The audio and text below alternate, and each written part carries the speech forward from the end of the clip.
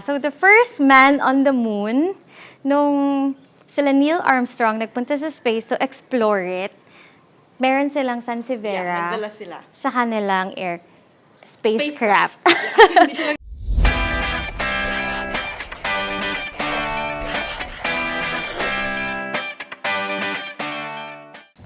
Hey guys, it's me again, Tristine, and welcome back to another vlog. Today, I am going to satisfy yung mga cravings ng mga plantitas and plantitos sa mga plant stuff. Today, we're going to show you more than 10 na klase ng plants na must-haves, and we actually categorize them. Merong mga luscious greens, merong mga for air purifier. So, iba-iba talaga. And I hope you guys stick with us. Please keep on watching. Today, I'm here sa Hardin ng Bituin, and I'm going to be joined by Miss Liza, ang head plantita ng Hardin ng Bituin, para pag-usapan natin isa-isa yung mga plants. Of course, tuturuan niya rin tayo ng proper care kasi 'di ba marami sa atin yung we think na parang killer tayo, hindi natin alam alagaan yung plants, but really parang tao lang yan. Kailangan alam mo kung paano siya alagaan. Parang love language, ganun. Hello. Yan. Hi, Hello. So, let's start with which one? Yes, okay. So, as we know, plants, they're natural air purifiers at home. So, kaya nauso din na for indoor ang plants. It's because of their benefits. It's not just aesthetics always. So, the first items on our list are Sansevieras. Yeah. So, ito si whale fin. It's whale fin kasi it's huge and it grows taller than it is now. And then the one you're holding, that's the moonshine. Moonshine. Tapos medyo white yung ano Yeah, niya. it's very light. So we have different varieties of that. Each has this same benefits na yun nga, air purifier, and then you know, like toxics and stuff na ano sa inside your room, it can naturally purify. Actually, there's a very interesting story that her mother told us yesterday about Sansevieras. So, the first man on the moon, nung sila Neil Armstrong nagpunta sa space to explore it, meron silang Sanseviera nagdala sila sa kanilang spacecraft. Hindi lang siya So, yun, ganun siya ka-effective, ganun kaganda yung benefit niya sa air. So, si Sanseviera, every ilang days siya dinidiligan, and yung light na kailangan niya, saan siya okay i-locate? Okay, so light-wise, it can tolerate yung medyo dark parts ng room. But of course, it helps, let's say, kahit once a week lang malabas mo siya. But not super direct sunlight. Because these are still... So, hindi siya pwede sa garage, ganyan? Okay lang siya, basta not like yung super direct na Ang kasi araw, okay. Para hindi So, basta medyo masunog yung naka-cover pa siya. Yes. So, tapos, water-wise naman, there's no actually, like in all plants, wala naman like as in once a week, twice a week. The best way pa rin is to feel the soil. If you think na tuyo na siya, like i-dip mo yung finger mo 1 to 2 inches. And if you think na okay, you feel it dry, then it's time to water. Okay, okay. Because one of the fastest way to kill a plant is to overwater it. Kaya nga yung iba akala every day. Tapos ang liit lang ng pot niya, tapos every day. So, kaya minsan nangyayari parang nagiging soggy yung stem or yung leaves. The Sansevieria actually, it doesn't like too much water. Okay, let's go to our next group of plants naman. Ito yung mga parang makikita mo talaga sa kung gusto mo ng medyo jungle na type ng plant. Okay, so this is basically like if you want to bring the outdoors to your indoor. Yes. Well, this one, we don't want to play favorites, but I super love this. What's this? It's actually a banana plant. Ang ganda niya kasi may siya, purple siya dito. Variegation siya, they call it a red blood banana. And if you look dun at the back of its leaves. Oh, it's so pretty. Ganito siya sa ilalim. And then, ang ganda na, kumbaga sa hair, parang may undercolor siya. Correct. Ang ganda. So, how do you take care of this? This one, gusto niya yung medyo bright na na like, you don't want to burn the leaves if it's like too direct sa pag masyadong direct yung araw. And generally then, if let's say, if it's in the terrace, and so nasa labas siya, so tendency is, syempre, mas mabilis mag-dry yung soil. Oh, the next one naman, ito, sobrang ganda nito. Ang dami ko nakikita nito. I think ito yung nauna, kasi it's very Instagrammable. Hino-hoard na mga plantitas. What do you call this? It's a group-wise, it's It's a philodendron. Okay. Okay, so under that, more specifically, it's a Selloum. And Okay. you're right, it's a favorite kasi it's really nice and luxy feel inside the house. Oo. And hindi siya maarte, hindi siya drama queen. Parang iwan mo lang siya. It doesn't need like super light. Very low maintenance siya. Yes. Nakakatawa kasi dati, ang dami mo makikitang ganito na fake, ganon, na pinang-display talaga. But now, we have shifted from buying mga fake na pang flat lay na plants to real plants, diba? Let's move on to this one. It's so tall. What's this? Okay, it's a Calathea Lutea. Calathea Lutea. Yes. Pangalan It's pa lang maganda na. Yeah, so it's a favorite for interior. Oo nga. Parang pang hotel yung Yes. datingan niya, lobby, ganon. What's nice about it is if let's say you want something tall but you don't want something bushy around. Okay, what is this? Ang ganda, pababa siyang ganon. It's also a philodendron. It looks like a lily. Yes, pinsan niya si Selloum. Magkapamilya sila. It's a green emerald. Ang ganda. And it has this heart shape and we really love this in Hardin. We let it grow wild sa... Grow wild yeah, talaga, we let oo. it sa mga trees, ganyan. Ibig sabihin, it's also low maintenance kasi it just grows. It is actually. Generally, philodendrons, okay sila kasi hindi naman sa kung pabaya ka, ganyan. Oo, but not too much hindi attention. Sila, yeah, so hindi sila KSP. Oh, hindi sila needy. Actually, sila, introvert, mas gusto nila yung ano. So, the leave me alone. light source. This one, bright and indirect light. Okay, this is golden pothos. Basically, magkakapamilya itong tatlong to. Magkakaiba lang yung parang print. Yes, print sa dahon basically. nila. Oo. Okay, so ito si golden, so you have that variegation of the yellow and the green. But like from afar kasi because of the yellow, kaya Mukha it's siyang called golden gold. pothos. Okay. And then this one is satin pothos. Parang ako, personally, mas gusto ko yung colors nito tsaka nito. Ito si satin is more on the greener. Si satin. Yes, so. Okay. So this one, si Pothos and Joy, yung name niya.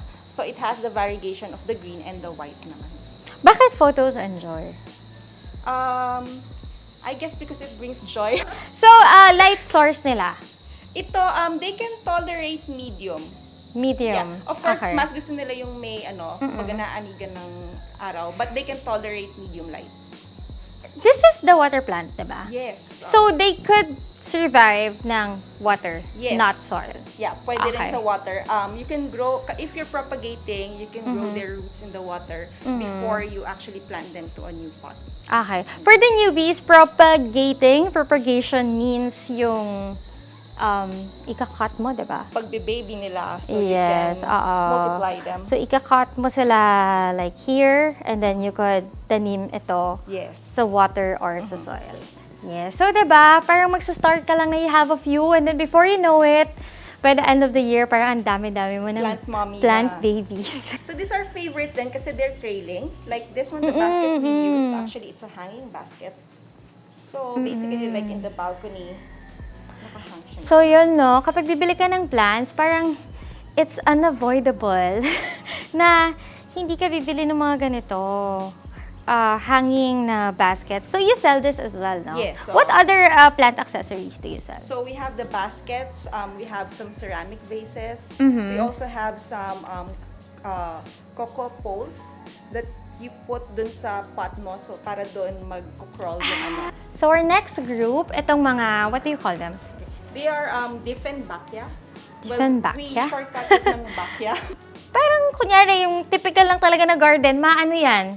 Anong tawag sa kanya? Bachia. Ganun. Bachia, okay. Yeah.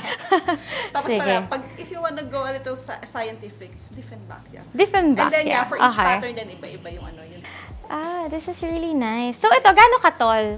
It grows, siguro mga ganito. Hanggang dito pa? Light source. Light source, it can tolerate low light. But then kahit once a week lang, ilabas mo lang siya sa house and let it have some morning sun. Now, I have a question para naman dun sa mga gustong mag-propagate. Siyempre, ilalagay mo siya sa another pot, another soil. How do we parang know if the soil is good? Or how do we make a soil good? for the plant? Well, ngayon naman maraming supplies ng soil. Binibili din siya. Oo, yes. Oo. Lahat ngayon binibili na, no? Dati libre lang yung mga halaman tsaka mga lupa. Pati soil binibili soil, na. Kasi may ano ngayon, vermicast, cocopeat. So, parang it's ideal complete na siya for the plant. Yung mga nutrients niya. Ang ganda, para siyang abstract painting. It's a variegated Dieffenbachia. They call it Big Ben. Big Ben? Kasi the leaves grow pa. Okay. And I think part of being a plant mama, you'd be so happy kapag nakikita mo na siyang Oo nga. ano na siya. Parang may feeling ko unfurling. maganda to pag parang siyang tree na matangkad na siya, tapos pag ganun Yes, na siya. ano na siya, layers na siya.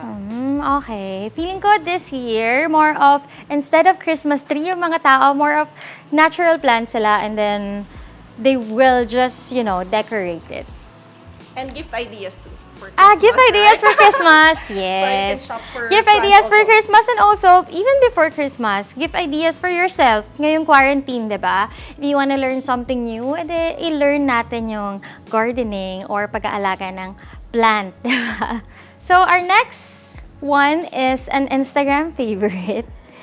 We call it The Fiddle. why Fiddle? May ibig sabihin ba yan?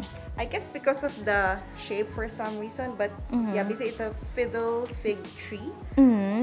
So this one, it's propagated from, we have this huge fiddle tree that we propagated, and then now we have pots of it.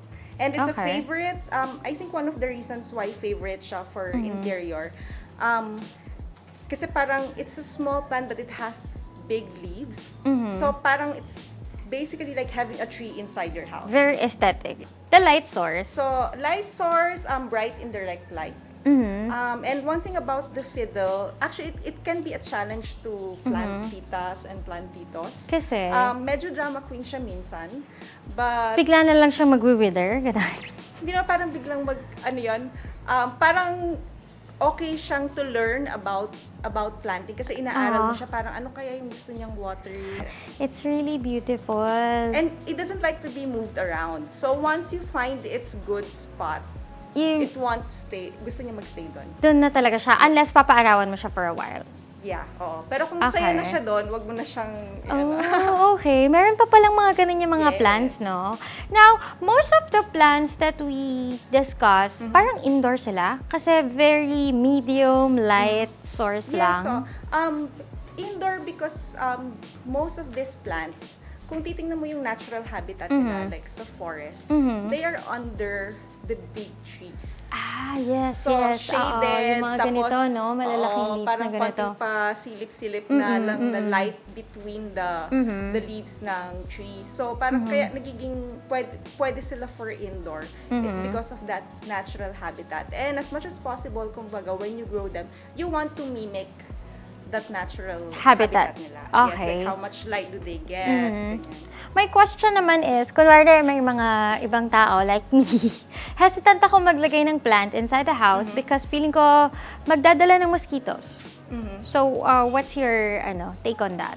Well, one is you need good drain for your pots, and then you have that water catcher sa baba.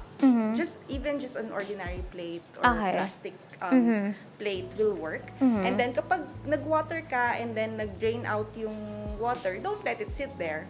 So you take out the plate and then dispose it agad. yes. So, Okay. Ayun. But otherwise, like sa room, then you can use citronella. You want just natural. You don't want something that's harmful for the plants. Yung nag-Instagram stories ako, ang dami-daming na-excite sa Monstera. Monstera, yes. Oo, parang favorite talaga sila. Well, actually, there's a reason. Kasi feeling ko nga naman, pag nakita ko to, nasa si Jumanji, nung napunta sila sa doon sa jungle. Oo. Bakit Definitely. Monstera? Monstera as in monster? Hindi naman. Bakit Hindi siya Monstera? monsters. It's, I guess, the Scientific name? Yeah. Okay. So, ito muna. Sige. Okay. So, this one, this is the Monstera Deliciosa. I have a question. Ba't yes. ito walang butas? Kasi baby pa siya. So, that's part of pag your baby journey. pa siya, it's this. Yeah, it's part of your Monstera journey na like, kapag nag-unfurl itong si baby leaf here, Oo, it's gonna ganito look pa like lang this. siya, yes. So, you mean nagsa-self-destruct siya? Binubutas mo. Tinetear niya yung sarili niyang leaves? So, Okay, then ayun. it's gonna look like this eventually. Ang galing. Since lumalaki na siya, nilagyan namin siya ng pole. So you can Oo, see right ito yung there. pole na Oo, para sinasabi mo umakyat siya. kanina. Yeah, so And a kasi yung bamboo stick. natural habitat ni Monstera, umaakyat siya talaga sa mga Vines trees. talaga Yes. siya. Okay. Ayun. This is Monstera what? Deliciosa din. Deliciosa din? Yes, it's the same. So when this grows, Mhm. it's gonna look like this? Oo. Yeah. Ah! Actually, it grows bigger pa. That's interesting. But what if you don't want it to grow? Parang kunyari may poppy ka, gusto mo poppy lang siya. Pwede ba yun sa plant? Bili ka ng plastic. Ganito na lang siya. Plant. Pero lalaki talaga siya like this, Yes, no? oo.